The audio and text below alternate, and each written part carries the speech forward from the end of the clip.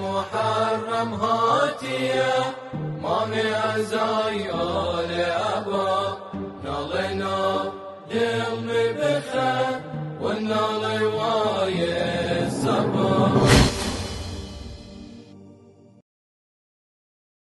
وخين الرشاي شهيدان قسم وسفري خالي يتيمان قسم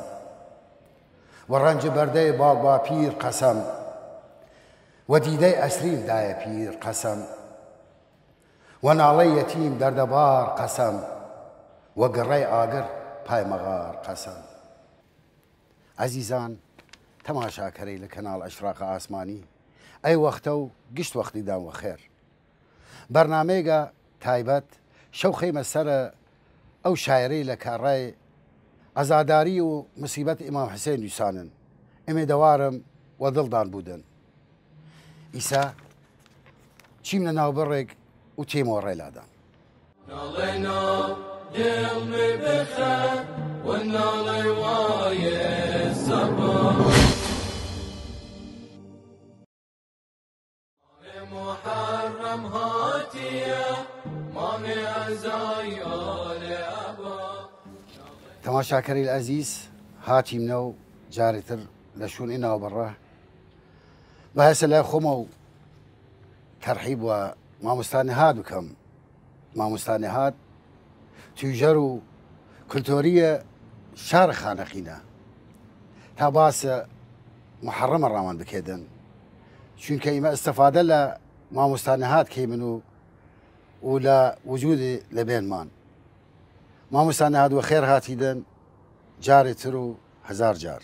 خوش بي سلامت بوي خوش حال من امرو هم وقل جناب دان ومن ممنون مرا اي ميوان داري دانا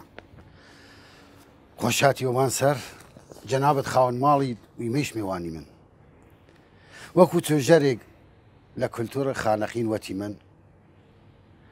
وميديا كار قوراق صال هاي صال خدمته اي ملته كرديدن كلا راديو كار كرديدن وكلا مجال ميديا امرو باس محرمان ارارما مكيدن باس محرم اوسا تاقرتي من ايسا جنابت محبو دوسدار وهوادار اهل البيت ويدن شين محرم ديدن تخص اوسا شو بيو والله وراسي طبعا ما خوي هر خانقين حقيقة دوس أهل البيت ديردن فري أهل خانقينو طبعا إشا لناو ما نشا فرق أساسا هم خل خانقينا أو إشا حتى أقل لو مذهب أغان تريج بودن أوان شهر دوس أهل البيت ديرن راسي ما أقر باينو حقيقة باس خانقين بكي من أوسا كوكو شون كدس كرنا بي كوكو أي مواكبي له بيادي إمام حسين بكن حقيقة خوان يادي إمام حسين هر لما الله وكردياني تا أو وقتا فكر كردن وطني ما قرأك تشتك بكي من وكو رمزي قرأ معمودن كوكو بناي حسيني بكي من شنرا مرجعية لنجف إجازة ورقردن هاتن أي حسيني قورا دروس كردن لصال 1936 وقتي أول دروس كريا طبعا هم تبرعات لأهل خانقين وأواني شكال لريشي كردن وهمش دعم لمرجعيوه طبعا يكم إمام وخطيب حسينية بي سيد جواد كربلائي بي لدواي أوا سيد محمود الحكيم بي إنجال شوين أوا شيخ موسى القريشي هات إجال شوين أوا هادي سميسم هات ولدواي أوا سيد مهدي خالصي هات لدواي أوا سيد إبراهيم شبر هات سيد إبراهيم شبر طبعا أوانيش قصوري النبي ولكنه أيوكو مالو كسكارو يعني موجود بين قصوري النبي حقيقة وتم لشوين أو عمر خدا كرد سيد محمد الكوري دانش دا شويناغي إجا لدواي سيد محمد سيد عباس الشبر اسم موجودة لحسيني قورا حسيني ترج داشتي من حسيني بيشك طبعا موتي من حسيني قورة ل 1936 دروس كريا اما حسيني مزرعه ياوشين حسيني بيوشك لبني اوي حسيني قورة ايش حسيني بيوشكا المنطقه ليش مزرعه يان جارجار وتيانا بي حسيني الشيخ مراي اي لصال 1950 زويق كلاي محمد خدا عافي بكت باباي استاذ فريدون حسين او زاويه تبرعي كرد وشيرا طابو كرد وقف ارا نجف او ك دعاء دروستي كردن اجا الشيخ مراي هاتا منبرو خطبه دا وياد امام حسين كريا محرمه ونماز الجمعه او كسارة كريا ما وصل لحرت حسين ازاداري امام حسين ريا حسينية قورا وحسينية بيشك بلي حسينية قورا هم سيرة زنبي هم زنجير زنجبي اما لحسيني بيشك وكو امام منال بي من راسي توعد شامن ورا دونس يامن تمشاكر ديان بس سينا بي وقتي شيخ مراي خطبه ديال محاضره ديال وقتي لمحرم يوم باس كيمن لدواء يكي لشبابغان غنجغان او محبه لاهل البيت قران خونستياد كوكو خوي شفيري كرديا يكي من ضمنيان شهيد برامبي فؤاد حسين خياط هل حسيني بيشق شهيد بي كوكو حسين يقا تقارن دعاي اجا لشين اوا رادو دقي ما مستا حسين بي ككر شيخ مرايبي او الرادود بي وقتي خونسيادوا شبابغان وغنجغان هلسيانو منالغانيش وقليانو سينا كوتيان بس اما الحسيني قورة هم زنجير بي هم سينا بي دام خوش ما مستا بردي ما اشاره راي تشي جواني كدي وتي ايمان من جناب لمناليه وقت تشين محتمل خو خميش شتديم لخانخين دس باوك دس منال خوي قرت بردي ورا رنا وحسيديا يا ما بس تشوليا تاجر استمراريه بيدن الراي مصيبته هر بمينيدن من جيل لشون جيل اي يادو كارثات اللي هي نشودن بلي طبعا وحكم اوي من ما مالمان لمزرعه بي مش حسين قال لمزرعه بي وتم برامج شهيد فؤاد لحسين بي خونستياد وانا شوانا المحرم إمشى شامن وقليان دانشتيا من وكو اي عالمه واحترام مان قرديان ومقيتي مان قرديان شو نرامان جاوا كرديان وقال بياوغان لبردم وبي مش لبشتوا دانشتيا من كجنفتيا من خلاص وقتيشا دس كريان را سينا زني مشى هلسيا من سينا كوتيا من اگر ايش دربچان ودشت ولا رجع عاشوراء اما طبعا بياوغان دس كرديان وكو كرديان قوس ودائري ري كرديان حسيني بيشك وتم اوصاها بس سينا بي كرديانا اجا جماعة منالغانيشا هر لشونيا بي زنجير كوتيان وإيوارانيشا ما جارجار شامرا حسيني قورا بالله ما مسدم ما مسامد ديم لا منالي لا اوايغان نانا ناوشار ديم منال ورجه محرم بعدين يقوتي معجونك هسا بلي هاورد مينه كردن ورجه محرم تاغر لما محرم كنا او قوتيه كردن لا بيشتو بيشيمن كنا وكردن جو اخر مو ميغنانا ناو ايا وسيمي خسنا ليك لنواي بياغان ري كردن دلنا وچشت خوشي بلي اشاره جوهم بلي او يكي خومش بيم راسي من وش وقال قصقوا تواصل بيشمي المهم وبان قصقان جنابت هر بس حسيني قورا ونبي وبيشك دعاي اجا منطقهان دسكرنا بي مواكبنا انا مال خويا و وكو كاريز بان كاريز خوار تولا فروش حتى لميدان لمنطقه كوردرا وتيانا بي لميدان او برادران سنيغان موكب داشتن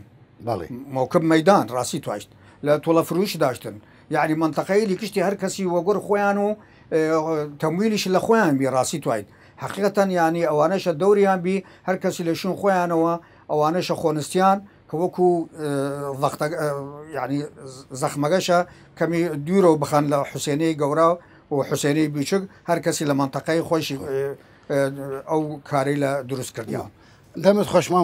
مستا يسباي موري اصل برنامجه اي ازاداريه واي ترتيباتك لحسيني قورا وحسيني بشكل ولا بعض ماليل هم دسدا شنو هم ازاداري كردن دور الشاعري الشبيليه خو بزانم حتما وقت انه حخون اذن الشعر شاعره بلي جنابت هاهر لو انه حخواني لا كيبو والشعر كي خوانستن والله من وحكم أوي كعمرم ديم مولا قاسم ديم خدا عافي بك خدا عافي بك. يعني حقيقة أنا هر نوداري جو لبيرني يشد ملك حسين أو خوي نسانيا دن راسي تويد أرى رادو دغان خنسيانة وكو يعني هم شاعريش بي حقيقة أو يعني فركس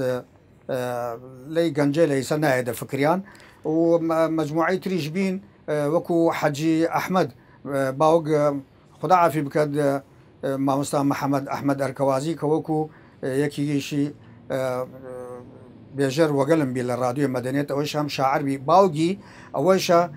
تسجيل برديادن هاورديادن أنا منطقة خوانوا كعالم سينا بوكتون أوانا بكن يعني كوكو تقريبا تيدا فكرم مولا رؤوف تيدا فكرم أوانا أو كلا كاريز بانو أوانا تيدا فكرم أوانا اللي دي مشوا حقيقة ديري من هم راديو دقوتي من كوري الشيخ مراي زاوجي الشيخ مرايش ديري من خدا عافي بكاد حجي حسين جعفر أوشا هم رد كرديادن أو كردي خانقينيوا راسي توعد وكردي خانقينيوا أوشا سينا كوتيانو على مغيش الدرشياد وقليانوا ما مسابو او موقع حتما قش ما زاني من مكبرات صوتني بيشم سماع النيو اوانك جناب الديدان قش هو دنگ خويان دنگ رسانا اي خلقي ويا ناري هاس نزراي عزاداري سماع النيو كم بي نبي او درجه نبي وكم مسجل بي بس بكرغان خاص عالم تفاعل ولا كرسينا كتا زنجير كتان ايال الرجيل محرم دي باور بك الاول دروج هي بي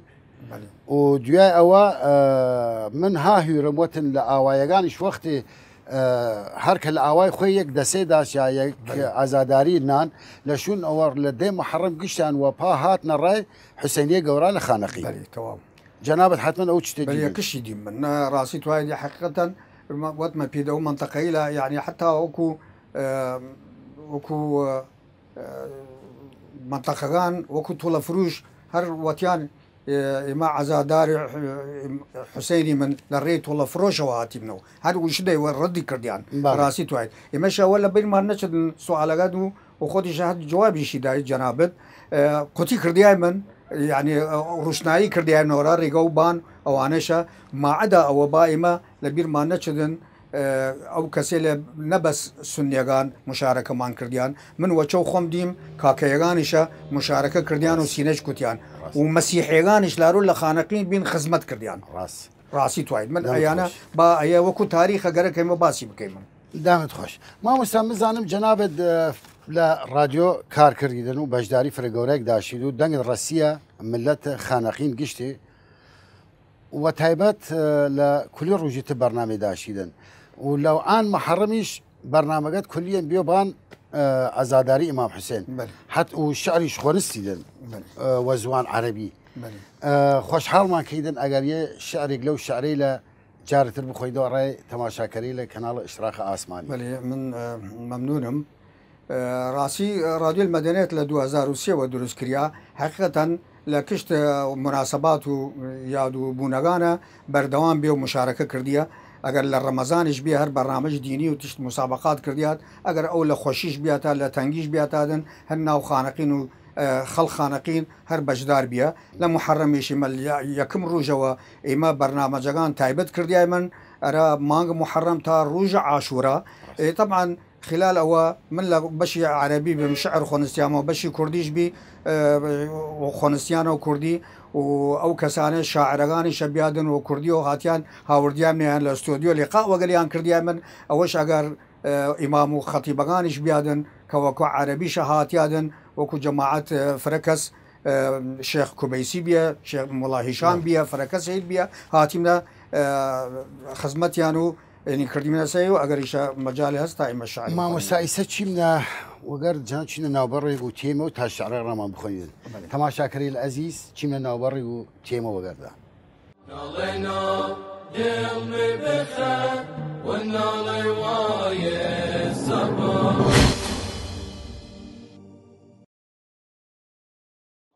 محرم هاتيه ما تەماشاکەری العزیز جارتر هاتیمنە و وەگەردانە و وەگەر مامۆستانی هادا مامۆستانی هات وەرجە ناوبڕێگەوە داوا لە جەنابەت کردیم یە شعری ڕەمان بخۆین لەو شعری لە کە لە رادیۆ جەنابەت لە وەخت مەحەڕەم خۆنستی دێ بلي فەرموو. كربلاء ما زلت كربا وبلا ما لقي عندك آل المصطفى كم على تربك لما صرعوا من دم سال ومن دمع جرى لم يذوقوا الماء حتى اجتمعوا بحدى السيف على ورد الردى تكشف الشموس شمسا منهم لا تدانيها ضياء أو علا وتنوش الوحش من أجسادهم أرجل السبق وأيمان الندى ووجوها كالمصابيح فمن قمر غاب ونجم قد هوى يا رسول الله يا رسول الله لو عاينتهم وهم ما بين قتلى وسبا لرأت عيناك منهم منظرا للحشا شجوا وللعين قذى كربلاء ما زلت كربا وبلا دەمت خۆش بەڵێ کەربەلا هەرمینێ وە کەربەلا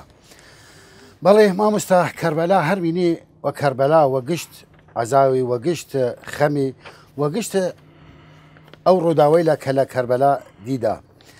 مامۆستا توام لە جەنابەت بژنەفم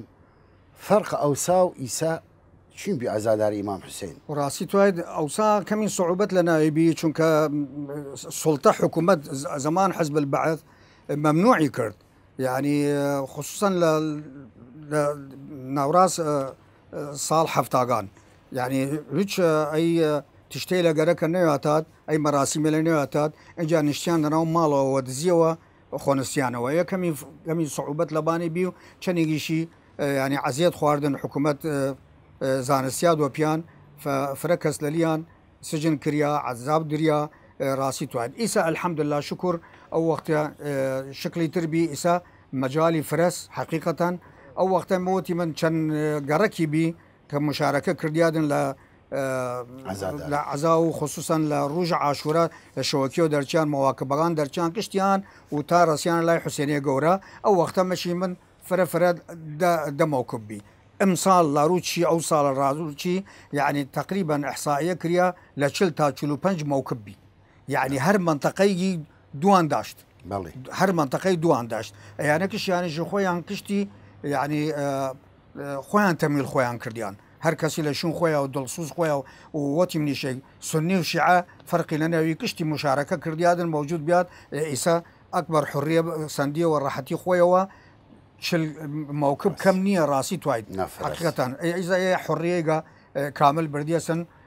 تقصي لمشاركة بكدنو وأرى رج 40 شا مشاية بتشد ما مستطيع أو فترة معايشة كريو ديدن أو ساعة عفوي بي أو دسيلة درچين أو دسيلة هاتن أو سيناكوتانا أو شويل بجداري أنا لحسينية قورا حسينية بيشغل لما لقان قشت عفوي بين بابا شي مرة مال فلان كاس مشو عزاداري إمام حسين ديرن يا بشي مرة حسينية مشو عزاداري إيسا تنظيم هاتي كارجا بلي جوانا إيسا تنظيم جوان وريكوبيا كريايا وكشتي هر راديو ديليك تقريبا يارمتي يكتركي دانا مثلا إيسا راديو مالنا مزرعة خوند لوراد شبي خصوصي كات تدرا ملك شاي لما شاي خوند عين وكو میوانداری ایانه چنرا او دیم اوانه چنرا ایدیم وکو تنوعی کردنا تا وکو نیوشم ملل و انما ملل نی لای شعر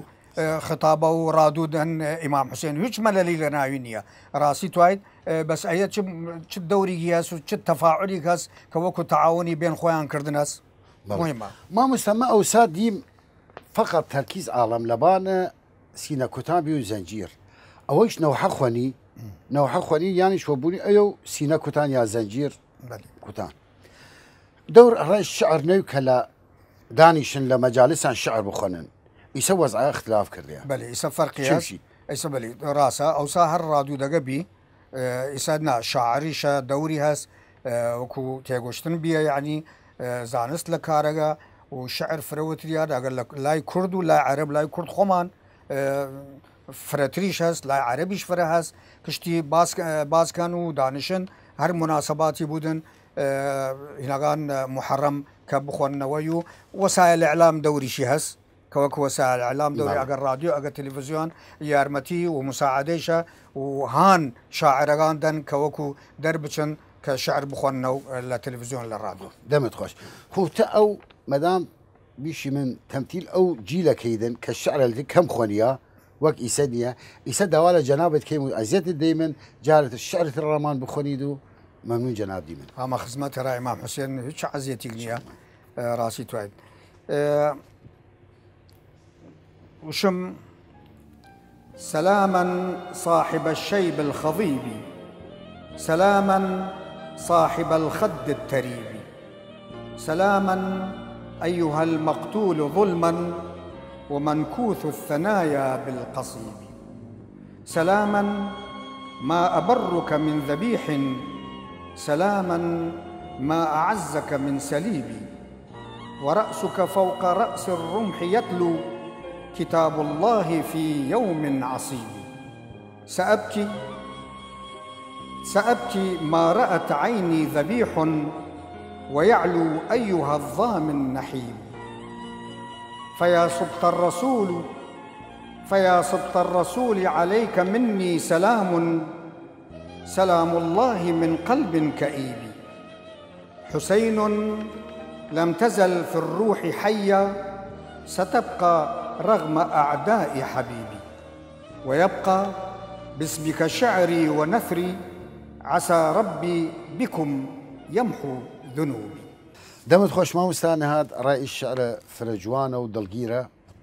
تێمەوەی سە پرسیارتر دیم لە جەنابەت لێ عەزاداری ئیمام حوسێنە ئیمە کەزانی من حەزرەتە زەینەب سەڵام خوددا لێ بودن دەورە فرە گەورای داشت لە کەربەلا دەورە ژنەیرمان چەبی معاونەت زەینەب بکەن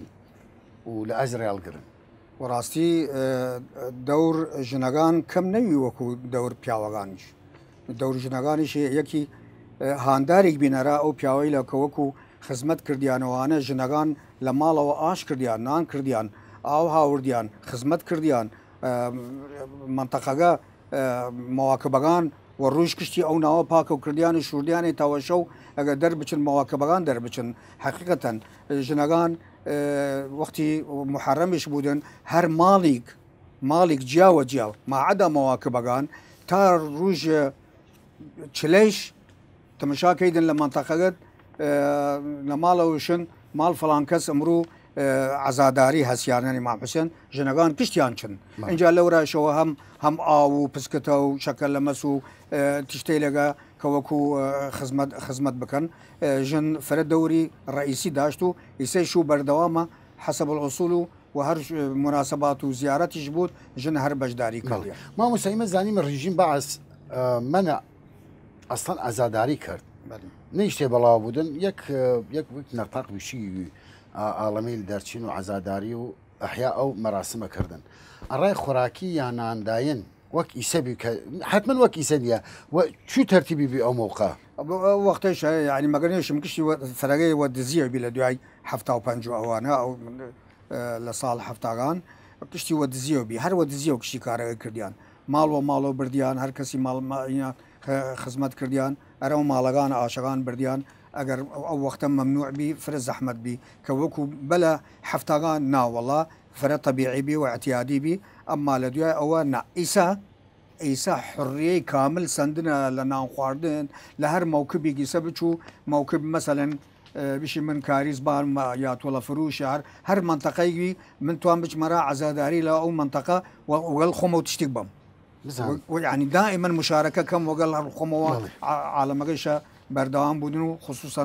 لە ناو خواردنیشە هەر بەردەوامن و لە ئەربعینیشە بشم عەفوەن لە عاشورا کشتی دایر مەدایری وگر خۆن لە ئەربعینیش قبل ما بچن تێن موکب دەرچێت لای حوسێنەی گەورا و خۆ حافیزی کەن چدەرە ئەربعین چل بەڵێ بزان فەیزی گەورای ئیمام حوسێن ئەوە نان کێت خێر کێدن ئەوە فەقیرێک مسکینێک لەو نانەتیکێ خۆی یاگەر هەرسە دەوڵەمەنیش خو لە لێ خوێدن حتمما ئەڕێت تەبڕک خوێ دێ تەوەرک لە لێ بێت و فەقیرش خۆی دێ تیر لە لێ خوێ بزان وە چین ئیمام حوسێن چ تەسیری داشت لەسەر دەوڵەمەن و فەقیر هەزاران سەڵام لە گیانە پاکە ئیمام حوسێن مامۆستا وەکووە جەنابەت ئشارەت کردی بای مۆڕێ بەرنامەکە وەتی دن لە خانەخین لە دەهم دەسەگان ئاوایەکان ناو خانەخین کشی تێنە ڕێ حوسێنیە گەورە لە چنمە ئیمام حوسێن وەرجە چلمە حتمما ئەو سایش ئەڵەمە وەپاچین وەپاچینە ڕێک کەربەلا حتمما شارەکەمان خانەخین دەوری داشت لێ ڕێکردنە و هەم دەسە داشتیم لە ڕێ کەربەلا چین تەرتیب ئەو کارە چوو بی ئەو وەختێشە هەر لەوابی بەس بەڵام مواکب نەبی ئیسا خانەخینەکان لێرە وەختی مواکب داشتن ئەو وەختەها باسکەم دی هەروانە بێهاتیان مۆمۆکبەگە لای حوسێنیەوە ئیجازە بردیان و چیانەرە نەجەف عفۆن نەجەف و کەربەلا چیانەرە زیارەت ئەمما یعنی ئیسا کشتیان مواکبەکان کشتیان خۆیان هەڵسن خۆیان و چادریان و غەرازیان و ئازوقە و کامل کشتیان چیان لەورە حەجز کردیان لە کەربەلا لە شوێنەیری کردیان لەورەوە مواکبەکان وەناو هەر وەناو خانەقینەوە بەس وەناو ئیمام حوسێنەوە کشتیان لەورە نان عالم دیان دەمت خۆش مامۆستا دەمت خۆش ڕێ ئەی شەوقە خسیێوانە مەراسمە ئازاداری ئیمام حوسێن لە خانەقین ئیسا ئەگەر جەنابەت بفەرمودی شعرێک ڕەمان بخۆی لەو شعرێک کە ڕادیۆ مەدەنیەت خۆنیسیە دایمەن و خەڵق گوش دلدا بلي طبعا منها بس للراديو نيشة يعني حتى لبان فيسبوك يابان يوتيوبيش او تشتري تسجيل كرمشة موجودة اكيد تريشة لوابيشين هامت بك الروح وعلى خطاك تسري أقبلت للموت بلا خوف مقتول وأنت تدري هامت بك الروح عشقا في الدم يجري أمشي على خطاك مقلدا يا نور فجري ما لي غير الحسين شفيعا بحبه يزداد أجري سلامي عليك بحبك الإيمان يشرح صدري أعطر باسمك أنفاسي وطاب بذكرك عطري سرت إليك على الأقدام سرت بشوق مغري فأنت الحسين شامخا من الله طول الدهر دمت خوش بسلامت بودن خوش حال بیم راهاتن دانو من دست خوشی لجنابتكم لجناب او كادري لكادر نوسنجي اشراق لخانقينوا وتلفزيون اشراقشة دوري قوراهسي تەماشاکەری العزیز ڕسیم لە کۆتای بەرنامەکە ئێمە دەوارم میوان سووکی بیاتە لە باندان و هەر ڕۆژێک لە ڕۆژەی لە محەڕەم میواندان بی من و وەل میوانێک تازەیە تا ئەو ڕۆژەی لە وە خوددا سپارمەدان قسەگەردان فەرازەنگنە محرم هاتية مانع زايا